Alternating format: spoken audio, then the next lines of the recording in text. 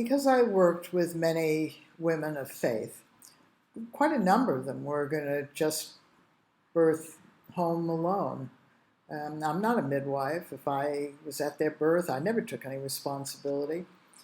If we learned skills together and the man and the woman and felt skilled and could articulate and show that they were in charge and coping and managing well, and she felt everything was fine, and we just kept going. There were those who birthed without anyone there, women who birthed on their own who wanted to, women who birthed with their family, they wanted to. And remember, these were often very medically high risk. And so we come to birth, the fathers and mothers who developed Birthing Better, from a very strong commitment to reduce or prevent any issues from becoming problems. But then we were always families who were skilled in other aspects of our lives as well. We just saw birth as just another activity that we needed to be skilled for. In some ways, no different than putting seatbelts on to go in your car or not drinking and driving.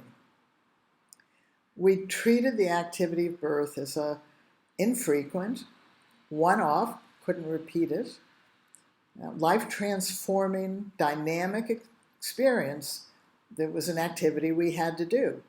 So we treated it like an activity. We were pragmatic about it.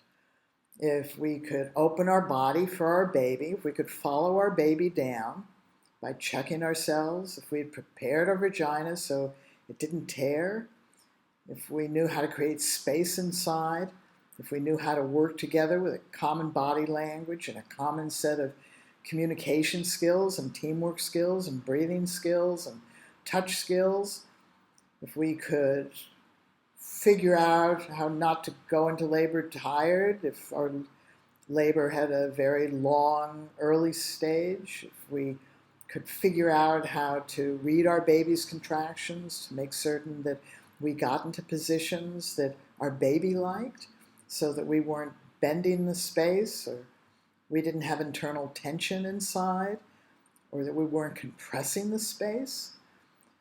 We did all these things because our baby's birth was important to us. And if you're going to birth home alone, and if you're going to birth home alone with risk factors, then you want to become more skilled. It's like if you don't immunize your child and your kid gets whooping cough. Saying no to immunizations is one thing, that's your choice. Taking care of a child with whooping cough is skills. That's not a choice. It's skills. Even the families that I worked with that believed that they just prayed and that it was up to God, all of them were skilled. And you know what reason they gave? God provides, man does. I don't have a religious bone in my body. And we worked together well because what I knew and what I passed on was the common knowledge that cut across cultures, race, religion, language. We all blink, we all cough, and we can all tighten up our rectum. And I was gifted by these skills by hundreds of fathers and mothers. We learned what was the common body language. It didn't matter to us where we birthed our babies. It didn't matter who was present. It didn't matter what our choices were, lack of, or choices changed. It didn't matter what happened to us or around us. Yeah, those things were sort of in the background noise. What mattered to us was that we were skilled to birth our babies. So if you birth alone, just see it as something that you need to become highly skilled to do, because your job is to try to prevent or reduce anything that can threaten you or your baby. And now the funny thing about women who birth alone, if a woman lacks skills and she's just alone when she gives birth, and there are women all over the world who find themselves alone while they give birth. And let's say they lack skills and they just hate it. It's terrible. And they find themselves just basically rolled up on a ball or screaming or moaning. There's nobody there who can help them.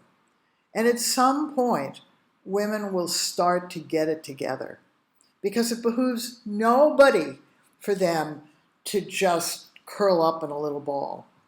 So even unskilled women, when they're birthing alone, end up waking up and taking charge of themselves. And this is the funny thing. As soon as you put another person in the room with a woman, she expects that other person to know how to help her. And most people don't know how to help her. There are a whole bunch of techniques floating around. Most don't adjust and aren't adaptable and aren't sustainable. So Birthing Better Families made certain that all of our skills really worked in all situations, and that we shared a common set of language around these skills so that neither of us were confused. So when we birthed alone and we had our loved ones with us, all of the people learned the same skills. It wasn't just me as a woman, it wasn't just me and my partner. If we had little kids, we taught them skills, taught them breathing skills. If mommy starts sounding like this, then do this. Well done. If mommy looks like she's tense, put her hand on using the touch and she'll soften. Fine. We worked together. Why? Because the person who's helping us needed to go pee, or they needed to have a meal, they needed to take a nap. So we needed somebody else to take their place and have a continuity of these skills. So yay on you if you're going to birth on your own. Just do it the way that we did, very consciously, as safe as possible, and as in control as possible. We had amazing home alone births.